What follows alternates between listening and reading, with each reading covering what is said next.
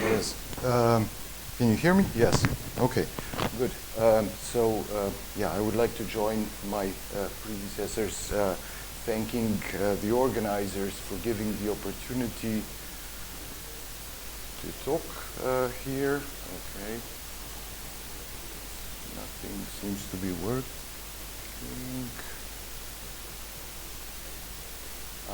Okay, good. Yeah, this is work which I have been working on for quite some time. Most of the work was done by my PhD students. Samples were prepared, some by Gena Logreno, some by Ivan, and we had some theory support by Peter Perlošek and Zala Rejačić. And the story that I'm going to tell you now is basically you have this Mott insulating ground state of lanthanum copper oxide. I excite it optically with photons above the charge transfer gap. I excite more or less 15 photons per 100 atoms of copper, which means that in any normal material, this would be a blunt metal, right? I mean, it's like 15% doping. But what we see here is that there's almost no traces of metallicity induced. And so that's why resilience against photodoping. Okay, so, okay. So I'm working in the ultra-fast phenomena, so most of the stuff that we are doing is you basically can weakly perturb the system, study its properties when you change the temperature. You can excite it more strongly, drive photoinduced phase transitions.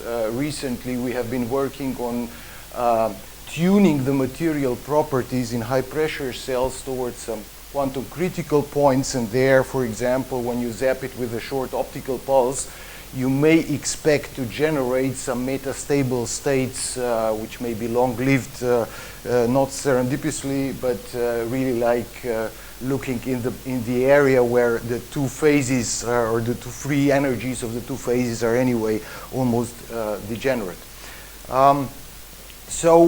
In terms of why cuprates, it's kind of a prime example of material which is still not understood. We have antiferromagnetism, we have strong electron-phone coupling, we have etc. Phase separation, charge density wave orders, and so on. And one of the questions that I would like to ask myself is, okay, so how do we come from the undoped material to the doped one? And I will show you later on that it's still not clearly understood what actually happens. Do you generate some states within the gap or not? What's the nature of these excitations at really low doping levels? And some of these questions I will try to answer with these experiments.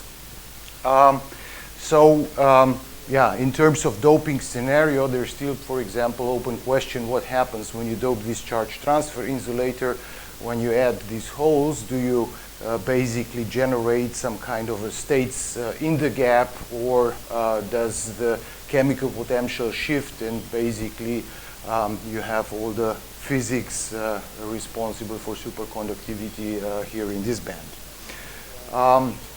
So I'm doing optics, so let me first give you a quick rundown how the optical conductivities look in the cuprates. So most of them, you see that the charge transfer gap is of the order of 2 electron volts.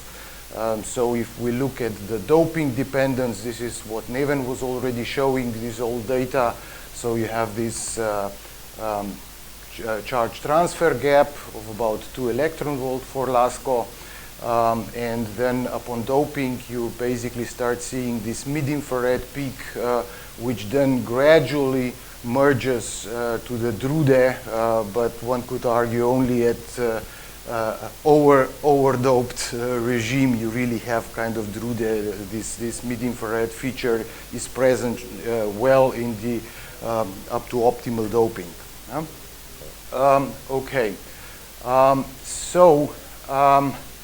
in terms of, so I'm talking now chemical doping, and there were some 20 years ago or more than that experiments where you take an insulating material, shine a light with photon energy above the gap, and basically what you see is in the optical properties you see similar features like when you chemically dope it, right? So for example, here you have this mid-infrared absorption, so the transmission is reduced when you shine a light on it. You can also see some changes here at the charge transfer gap. So here are some spectra, so this mid-infrared peak is there. And of course one could argue, okay, so the time scales where these experiments were done with, so it's basically using some choppers, milliseconds, so you could think about some self-trapping impurities, defects, and so on. However, maybe 10 years ago, there were also transient femtosecond absorption studies done by Hiroshi Okamoto's group, where basically you see similar features on a picosecond or sub-picosecond time scale. So you see dramatic changes. So this is here change in the optical density. So you're basically looking at the changes in absorption. So you have this mid-infrared absorption. And in NCO, they even see some kind of signatures of metallic state on the 100 femtosecond time scale. Then if you go to the terahertz regime, and this is experiments on undoped YBCO, you also see these rapid dynamics, sub-picosecond, picosecond relaxation dynamics. But when you zap it with optical excitations, what you see is that the optical conductivity is minuscule, right? I mean, so we're talking about 3 ohm centimeters after quite substantial photo excitation. Now, even more recently, people were focusing on the high energy excitation. So, for example, Mitrano's group just published this work using X-ray absorption spectroscopy. So they strongly excite, in this case, doped Glasgow, and they see that basically the upper Hubbard band, so the copper band is basically transiently shifting by something like 100 milli-electron volts and recovering again on the same sub-picosecond time scale that we have seen also for the optical conductivity or for the mid-infrared response. There's also some further works focusing on the dynamics here around 2 electron volts, so around charge transfer dynamics. People are seeing some oscillations which they link to some magnons being generated, or two magnon excitations and so on. In most of these experiments, they are done either on thick films or on single crystals measuring reflectivity and then using some Kramer's chronic to basically study optical conductivity. What we are trying to do is we use a thin film which is homogeneously excited because the thickness is much smaller than the optical penetration depth. And we're using spectrally resolved probing of transmission and reflectivity, so we're really extracting dielectric function or changes of the dielectric function.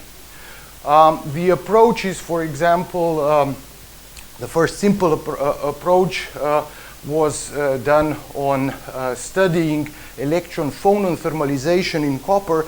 So in ultra-fast community, one of the main results came a long time ago where the people said, okay, so when we excite the electronic system, we heat up electrons, the time scale that the electrons give energy to the lattice is determined by the electron phonon coupling constant. And so there were experiments doing this and measuring, and so you basically just measure one trace and you get lambda.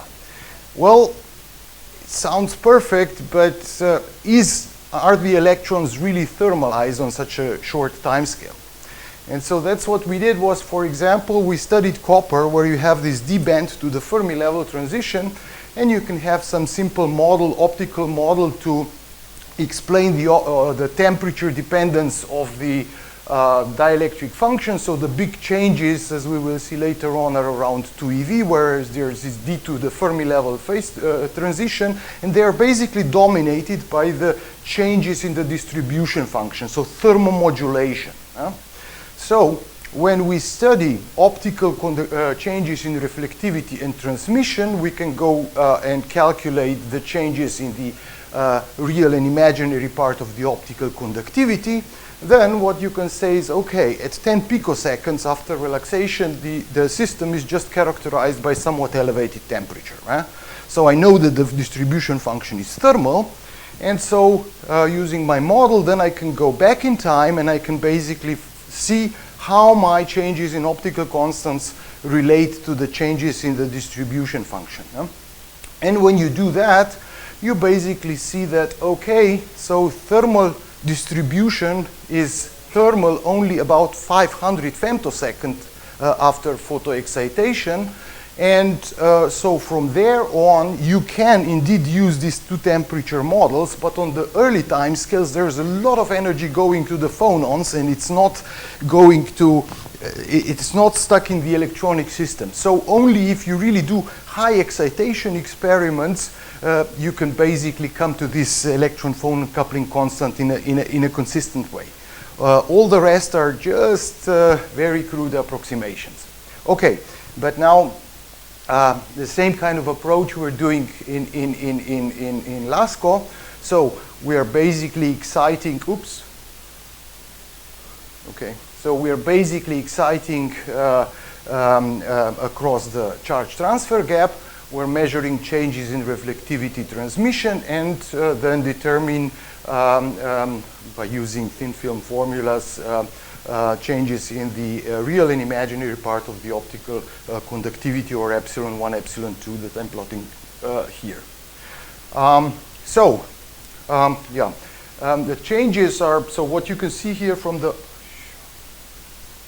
okay. It's not me. Yeah, okay.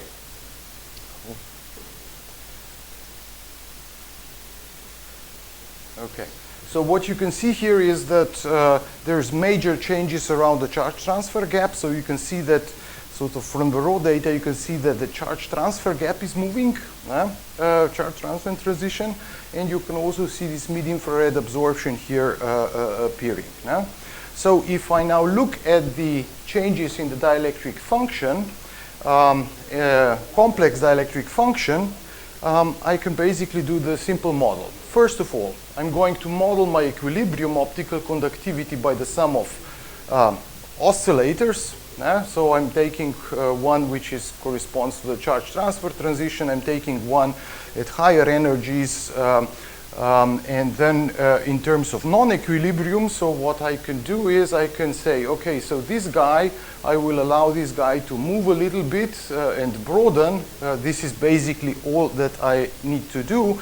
And I add a mid-infrared peak here. So this is the blue, the red line is red shift of the charge transfer transition broadening, and the mid-infrared peak centered at around 0.6 electron volts. So what I can do is I can also add, yes, I can also add a Drude component, which would be somewhere here. But in principle, this is just, I constrain the maximum allowed Drude component. And we will see that I can basically do without it, actually.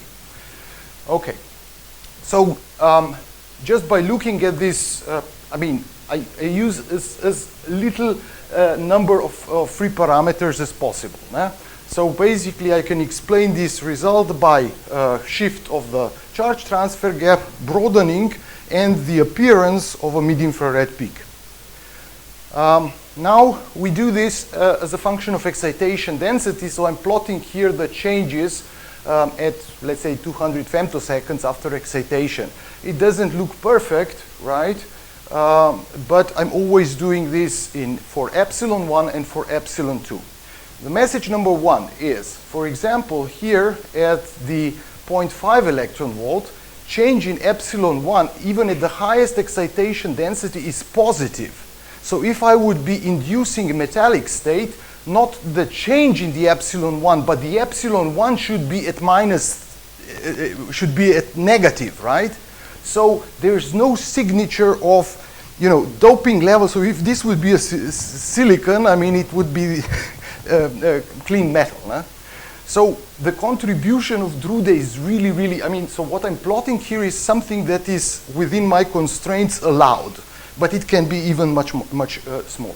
Mid-infrared peak, it's kind of going. We see that there is some kind of a sublinearity in the intensity. And interestingly enough, so the appearance of the mid-infrared peak and the redshift of the charge transfer and the recovery, everything is synchronized, right? I mean, so it's not like charge transfer is affected by temperature, but it's all synchronized, the same time scale. Huh? And you can see also the dependence on doping, that there is characteristic energy where things kind of round up. Okay, so now in terms of dynamics, so I can study here dynamics as a function of excitation fluence. So these are like 3 orders of magnitude. So you can see that at low temperatures, low excitation densities, it's more or less constant, doesn't depend on, it's fast compared to semiconductors. We're talking picosecond or sub-picosecond timescale. But then when I increase the power, so you can see the speeding up. I mean, so this is all normalized to the fluence, so you can see that there's some speeding up. In terms of the effect of temperature, so there's none, right? I mean, so from 5 to 350, so nil temperature or long-range 3-dimensional order plays no role. So in terms of studying now the dynamics of these excitations, what we do is, instead of looking at certain wavelength, we're just going to do the spectral weight sum rule analysis, and we're going to integrate all the contributions up to about 1.5 eV. So at 1.5 eV, the contribution, because of the charge transfer gap shifting, will come into play. So now here I'm plotting the dynamics of this photo-induced carrier density, so let's say electron-like or hole-like. I've shown you that there is not completely linear dependence, right? I mean, it's the dynamics at certain points starts to be intensity dependent. And so what I do is, in the first approximation, I add the quadratic term. And so this is a global fit. So all of the data, absorbed energy is a parameter, and I get basically this linear term, which I will show that this is basically the recombination of localized electron-hole pairs that dump their energy to the bosonic subsystem. So it's kind of a geminate recombination. And the quadratic term is, it kicks in when you start to melt this antiferromagnetic order at higher fluencies. No? Okay, so the story is the following. So when you first excite, you basically you have very rapid relaxation, and it's not depending on intensity. So the results are kind of consistent with creation of electron-hole pairs, or hole-on doublons in the Mott language. And the recombination is basically governed by this geminate recombination with multi-boson emission. And so you could talk about phonons, you can talk about magnons, the probability for having magnons, because J energy of the magnon is a bit higher, is probably higher. And plus, it's kind of consistent with the fact that at higher excitation density, you start to see many-body effects, which you can basically attribute to melting of this antiferromagnetic order. So you really have like free electron-hole-like particles, which then recombine and give rise to this bimolecular kinetics. Or you can have such a Auger process where you have one free doublon and a pair, and so this guy is kind of kicked up. These guys recombine and put energy to the magnetic system. Okay, I'm at the conclusions. So first of all, mid-infrared excitations are intrinsic. So it's not a dirt effect, because we can basically pump this very clean material, and that feature is there and grows and grows and grows, right?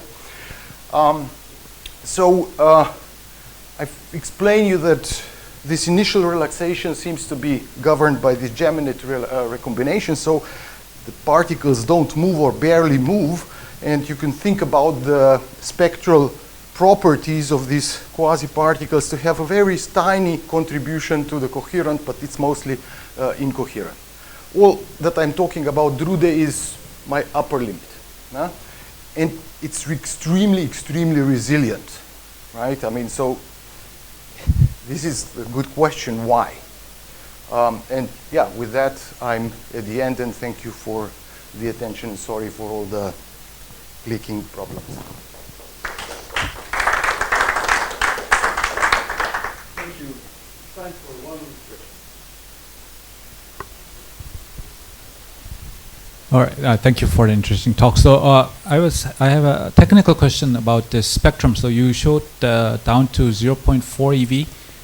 Why can't you go lower?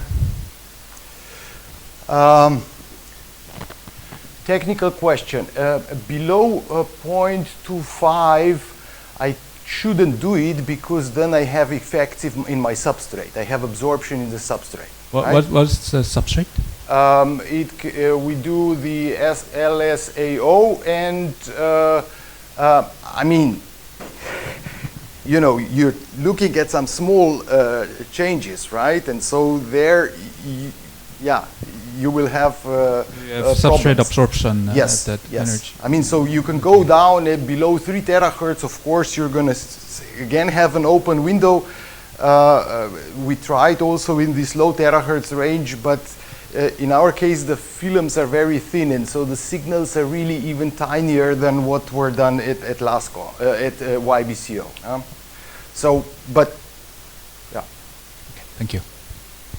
Okay, thanks again.